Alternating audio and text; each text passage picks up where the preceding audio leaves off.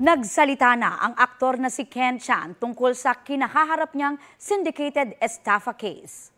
Sa isang post, iginiit ni Ken na hindi siya nanloko ng tao. Hindi rin daw siya nanghingi ng pera, taliwas sa akusasyon sa kanya.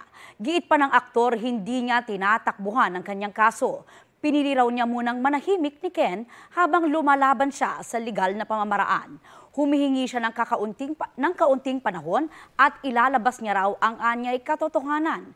Kinwestiyon din ni Ken kung bakit syndicated estafa ang kaso, gayong tungkol lang naman sa pagkalugi ng negosyo ang issue. Noong nakaraang Biyernes, November 8, ang pangalawang beses na paghahain dapat ng arrest warrant sa aktor. Ayon sa abogado ng mga complainant, si Ken ang nangumbinsi sa mga nagreklamo na mag-invest sa negosyo na may 10% interest kada buwan. Non-bailable ang kasong syndicated estafa at may parusang life imprisonment.